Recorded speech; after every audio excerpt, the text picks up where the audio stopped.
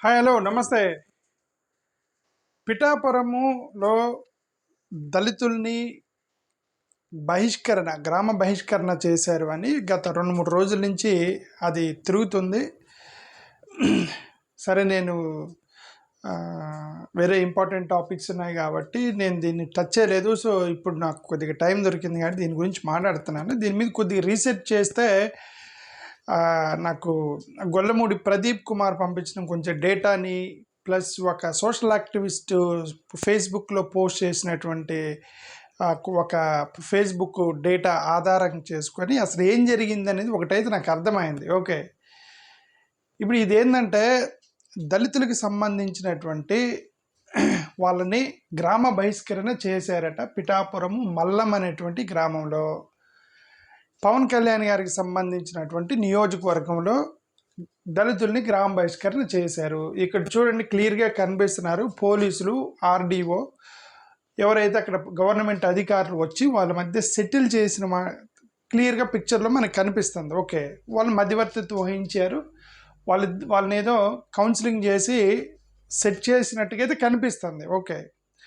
But కాకపోతే ఏంటంటే దీని వెనక చరిత్ర చాలా ఉంది.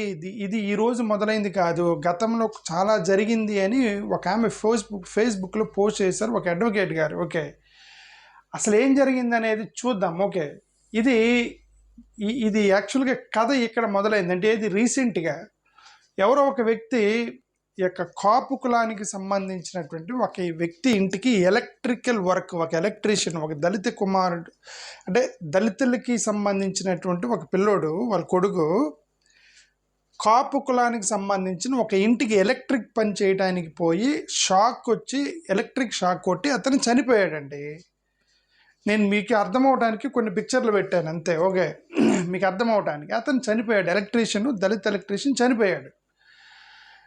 చనిపోతే దళిత సంఘాలు ఏమంటారంటే, ఇది ఎలక్ట్రిక్ షాక్ కొట్టడానికి మీ ఇంట్లో ఉన్నటువంటి ఎలక్ట్రిక్ సిస్టమ్ సరిగా ఫిట్ చేయలేదు కాబట్టి మా వాడు చనిపోయాడు, మీరు మాకు 10 లక్షలు కంపెన్సేషన్ ఇవ్వండి అని చెప్పి వీళ్ళని అడిగారండి. వీళ్ళని అడిగితే వాళ్ళు ఒప్పుకోలేదు కాబట్టి వీళ్ళందరూ ఏం చేశారు, ఈ అంబేద్కర్ విగ్రహం దగ్గరికి వెళ్ళి ధర్నాలు చేశారట. వీళ్ళంతా ఎవరు, దళిత సంఘాలకు సంబంధించిన వాళ్ళు మొత్తం అంబేద్కర్ విగ్రహం దగ్గరికి వెళ్ళి, ఇదిగో మా దళిత పిల్లోడు చనిపోయాడు, వీళ్ళు ఏమంటారు 10 లక్షలు కంపెన్సేషన్ ఇవ్వమంటే కుటుంబం ఇవ్వలేదు అని చెప్పి వాళ్ళు ధర్నా చేస్తే మళ్ళీ పోలీసులు ఇద్దరిని పిలిచి ఇదిగో 2.7 lakhs దగ్గర సెటిల్ చేశారట. ఒక 2.7 lakhs ఇస్తాము అని ఆ ఫ్యామిలీని కన్విన్స్ చేశారు. మరి ఇది అయిపోయింది కదా, 10 లక్షలు వాళ్ళు డిమాండ్ చేశారు, పిల్లోడు ఆల్రెడీ చనిపోయాడు ఎలక్ట్రిక్ షాక్ కొట్టి, బట్ 2.7 lakhs ఇస్తామన్నారు, 10 లక్షలు కాకుండా. సరే దానికి ఒప్పుకున్నారు కదా, మరి కథ ముగిసింది కదా అంటే కథ ముగిలా. అక్కడ యాక్చువల్గా కథ మొదలైంది. ఈ 2.7 lakhs డబ్బులు ఇవ్వకపోగా వీళ్ళు షాక్ తిన్నారు. దళితులు నెక్స్ట్ డే మార్నింగ్ వెళ్ళేసరికి దళితులకు ఒక షాక్ తగిలింది. వాళ్ళకి తగిలింది ఏంది, కూరగాయలు కొనుక్కోవడానికో లేదా చికెన్ కొనుక్కోవడానికో పాలు పెరుగు కొనుక్కోవడానికి తెల్లారిపోద్దున వెళ్తే మీకు దళితులకి అమ్మము అని అక్కడ షాపులో మొత్తం బాయ్కట్ చేశారట. ఇదేందండి, దళిత పిల్లోడు ఆల్రెడీ చనిపోయాడు, వాళ్ళు 10 లక్షలు అడిగారు, పోలీసులు ఇన్వాల్వ్ అయ్యారు, 2.7 lakhs ఇస్తామన్నారు, సెటిల్ అయిపోయింది కదా, మరి next day morning as it is వాళ్ళు కూరగాయలు షాపింగ్కి వెళ్తే మీకు దళితులకి ఎవరికి మేము కూరగాయలు అమ్మము అని బాయ్కట్ చేసిన విషయం వాళ్ళకి తెల్లారిపోతుంది తెలిసిందండి. తెలిస్తే వాళ్ళు తీసుకొచ్చి సోషల్ మీడియాలో పోస్ట్ చేశారు, మాకెవరు అమ్మట్లేదు, మమ్మల్ని సోషల్ బాయ్కాట్ చేశారని. దళిత సంఘాలు వాళ్ళు మొత్తం కూడా సోషల్ బాయ్కాట్ చేశారన్నారు. ఇప్పుడు వీళ్ళు ఏమంటారంటే, ఇదిగోండి ఆ పిల్లోడిని మేము ఎలక్ట్రికల్ వర్క్ పిలిచాము, అతను ఎలక్ట్రిక్ షాక్ కొట్టి చనిపోయాడు. ఓకే, గతంలో కూడా 4-5 పనులకు పిలిస్తే అట్లా వాళ్ళు చనిపోతూ ఉన్నారు, వాళ్ళు చనిపోయినప్పుడల్లా మమ్మల్ని కంపెన్సేషన్ కట్టమంటున్నారు, మేమేడ కడతాము, అందుకని మేము వాళ్ళని పిలవదలుచుకోలేదు అన్నారు. సరే, మీరు పనికి పిలవదలుచుకోలేదనుకోండి, మేబీ మీరు ఆ కంపెన్సేషన్ కట్టడానికి ఇష్టం లేక మీ పనులు మీరే చేసుకుంటున్నారు, మహాత్మా గాంధీ లాగా అనుకోవచ్చు. మరి ఇదేంది, కూరగాయలు అమ్మము, చికెన్ అమ్మము, పాలము అంటే ఇంక దాని అర్థం అది కాదు కదా. ఇప్పుడు వాళ్ళు ఏమన్నారు, వాళ్ళు మమ్మల్ని కంపెన్సేషన్ అడుగుతున్నారు, వాళ్ళు ఒకవేళ చనిపోతే మళ్ళీ మా మీదకి వస్తుంది, మమ్మల్ని డబ్బులు కట్టమంటున్నారు, కేసులు పెడుతున్నారని మేము పిలవదలుచుకోలేదు పనికి అన్నారనుకోండి, పనికి పిలవకపోవటం వేరు, సామాన్ అమ్మకపోవడం వేరు, మరి కూరగాయలు ఎందుకు అమ్మలేదు, వాళ్ళకి పాలు ఎందుకు అమ్మలేదు, మార్నింగ్ చికెన్ షాప్కి వస్తే ఎందుకు అమ్మలేదు, ఇదంతా కూడా సోషల్ బాయ్కాట్ కదా. అది చాలా పొరపాటు. సరే ఏదైనా మళ్ళీ పోలీసులు మళ్ళీ ఇంటర్ఫీర్ అయ్యి మళ్ళీ వీళ్ళని సెటిల్ చేశారట పోలీసులు. అయితే ఇక్కడ ఒక పెద్దది జరిగింది. అసలు ఇదంతా ఎందుకు జరుగుతుందా అంటే ఇది ఈరోజు మొదలైంది కాదట. 2022లో ఒక పెద్ద కథ జరిగిందట. ఆ విషయం ఒక సోషల్ యాక్టివిస్ట్ పోస్ట్ చేశారు ఫేస్బుక్లో. ఇక చూడండి, ఒక ఆమె హర్ నేమ్ ఈజ్ రాజామణి కొంకి అనేటువంటి ఒక ఆమె ఫేస్బుక్లో ఇది పోస్ట్ చేస్తే, ఆ తర్వాత మేము డీటెయిల్స్లోకి వెళ్తే మాకు అర్థమైంది ఏంటంటే 2022లోనే అక్కడ ఒక పెద్ద కథ జరిగింది. అక్కడ పెద్ద ఇది మన అదేమంటారు చుండూరు ఊచకోత ప్లస్ కారం చేడు లాగానే అదొక విషయం జరిగింది. ఎవరికి తెలియదు. అది వైఎస్ఆర్సీపీ గవర్నమెంట్లో 2022లో అక్కడ ఒక అతన్ని ఒక దళిత కాలనీ మీద పడి వాళ్ళని కొట్టి ఒక అతను టెస్టికల్స్ కోసారట.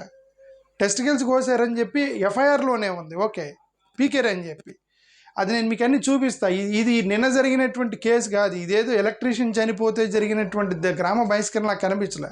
ఇప్పుడు ఈమె సోషల్ యాక్టివిస్ట్ పోస్ట్ చేసిన ప్రకారం దీని వెనక హిస్టరీ 2022లోనే గొడవ స్టార్ట్ అయింది.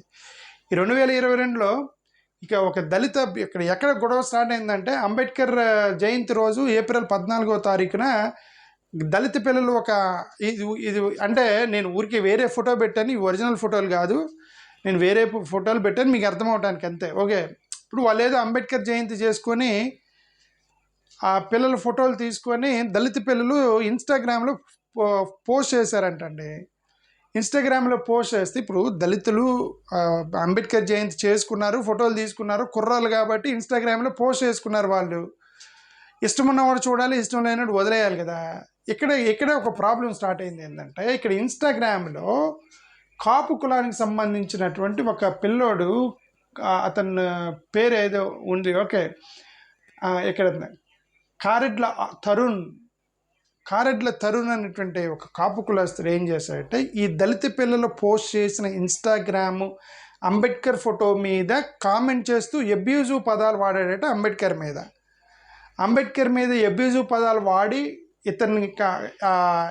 అతను పోస్ట్ చేస్తే వీళ్ళు హట్ అయ్యారు. దళిత పిల్లలు హట్ అయ్యి వీళ్ళు ఏం చేశారంటే నెక్స్ట్ డే ఆ పెద్దలకు చెప్పారు, పోయి ఎవరు కాపు పెద్దలకు చెప్పారు, ఇదిగోండి మీ పిల్లోడు ఇట్లా మా అంబేద్కర్ మీద ఇలా అబ్యూజివ్ కామెంట్స్ పెట్టాడు ఇన్స్టాగ్రామ్లో అని పెద్దలకు కంప్లైంట్ చేశారు ఈ దళిత యూత్ పోయి. సరే పెద్దలు వాళ్ళు ఏం చేశారంటే ఇద్దరిని సెటిల్ చేసి ఇద్దరిని పిలిచి ఆడిని పిలిచి దళిత పిల్లల్ని పిలిచి మీరు ఎందుకురా ఇది ఇట్లా పోస్ట్ చేశారు, ఓ పని చేయండి ఇద్దరు కలిసి వెళ్ళి అంబేద్కర్ విగ్రహానికి పాలాభిషేకం చేయండి అని. ఇది చూడండి, అంబేద్కర్ విగ్రహానికి పాలాభిషేకం చేయించారు. ఎవరు?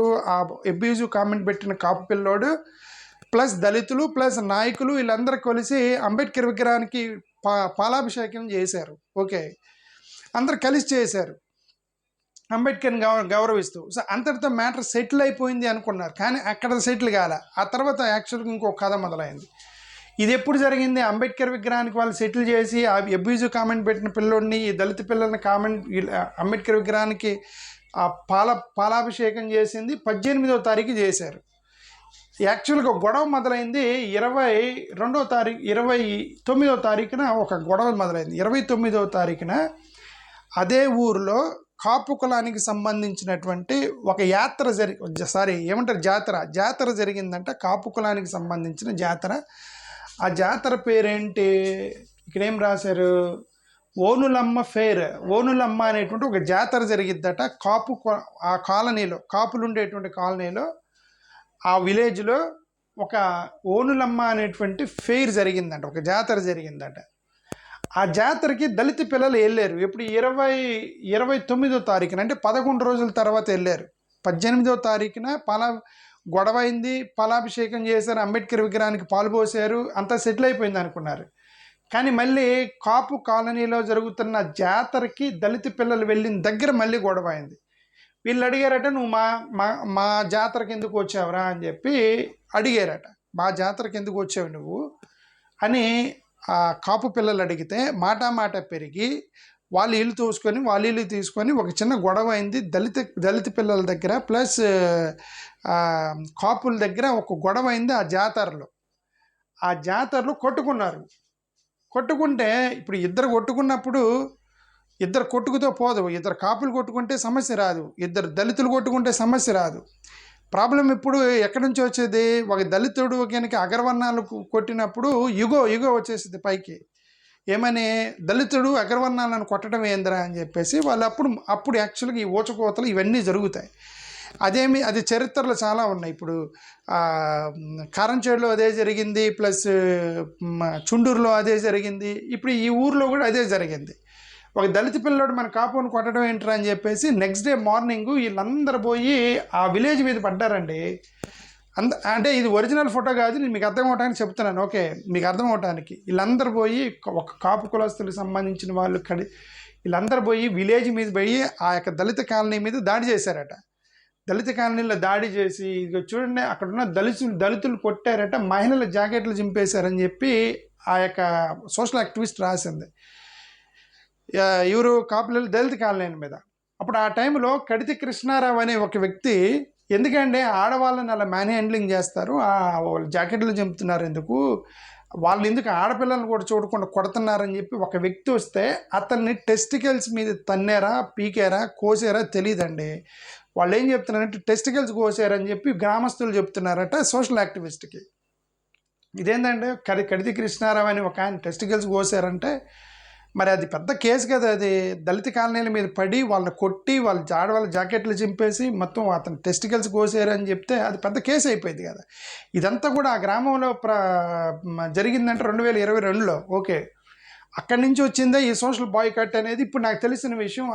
ఆ సోషల్ యాక్టివిస్ట్ చదివిన తర్వాత మాకు డౌట్ వచ్చిందిగా, మేము చూసాం, ఎఫ్ఐఆర్ చూసాము. అప్పుడు మరి 2022లో వైసీపీ గవర్నమెంట్ ఉంది. మరి ఎఫ్ఐఆర్ చూస్తే ఎఫ్ఐఆర్లో ఇనిషియల్గా ఒక పెట్టి కేసు పెట్టారు. ఇనిషియల్గా ఇదిగో 307, 327 మాత్రమే పెట్టి కేసు పెట్టి అక్కడ ఏదో వాళ్ళిద్దరు కొట్టుకున్నారనేంతవరకు రాశారు. బహుశా ఈ ఎఫ్ఐఆర్ దేనికి సంబంధించిందంటే అక్కడ జాతరలో ఇద్దరు కొట్టుకున్నారు కదా, దానికి సంబంధించిన ఎఫ్ఐఆర్ మాత్రం దీన్ని పెట్టుంటారు. ఓకే, బట్ లేటర్ వీళ్ళు గ్రామం మీద పడ్డారు, దళితుల మీద పడ్డారు, ఆడవాళ్ళ మీద జాకెట్లు చించారట, కొట్టారట. ఇదంతా కూడా మరి మనకి అది పెద్ద ఇష్యూ జరిగిందని చెప్పి ఇది పోలీసులు ఇంకొక ఎఫ్ఐఆర్ ఫైల్ చేశారు.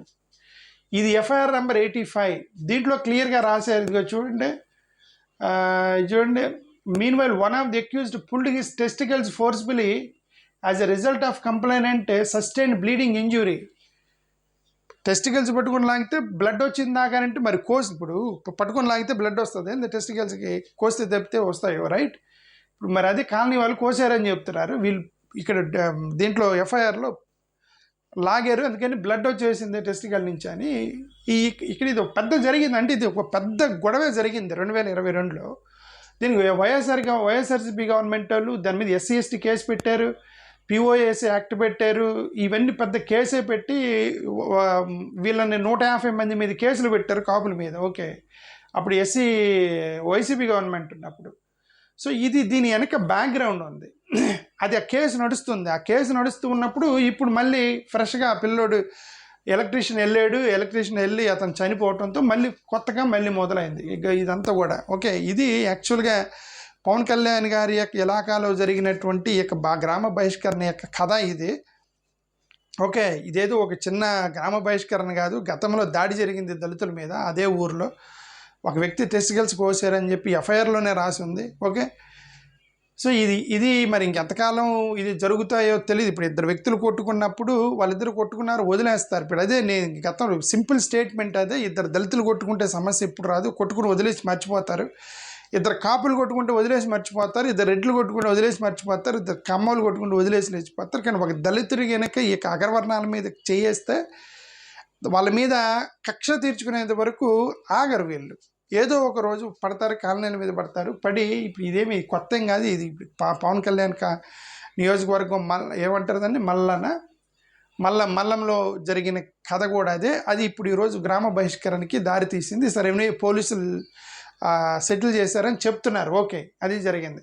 సరే, ఇక్కడ ఇంకొక స్కీమ్ ఒకటి గురించి ఎందుకు చెప్తున్నామంటే, ఇప్పుడు ఆ పిల్లోడు ఎలక్ట్రీషియన్ ఎవరైతే చనిపోయాడో తను 10 లక్షలు డిమాండ్ చేశాడు, దాన్ని 2.5 లక్షలకే వాళ్ళు సెటిల్ చేశారట అని నేను విన్న తర్వాత మాకు ఇది ఒకటి గుర్తొచ్చింది. ఇప్పుడు నేను ప్రదీప్ మీ ఎదురు మాట్లాడుకున్నప్పుడు ఈ విషయం వాళ్ళకు ఇది ఒకటి ఉంది కదా, అసంఘటిత. ప్రదీప్ చెప్పిన ప్రకారం నాకు ఏని పంపించాడు ప్రదీప్, ఇది 2016 సంవత్సరంలో ఆంధ్రప్రదేశ్ ప్రభుత్వం అసంఘటిత కార్మికుల ప్రమాద మరణాలు మరియు వైకల్యం కనుక జరిగితే గవర్నమెంట్ ఒక బీమా ఉంది. మరి ఈ యొక్క లేబర్ పని చేసుకునే వాళ్ళు, కూలి పని చేసుకునే వాళ్ళకి మీకు తెలుసో లేదో, మీకు తెలియకపోతే నా వీడియో చూసి వాళ్ళు మొత్తం చెప్పండి. మీరు please tell to everybody, all దళిత కాలనీస్కి సంబంధించిన వాళ్ళు కానీ ఎవరైనా సరే కూలి పని చేసుకునే వాళ్ళకి చెప్పండి, మీకు ఒక బీమా ఉంది, గవర్నమెంట్ బీమా. అది మీకు తెలియదు అనుకుంటా.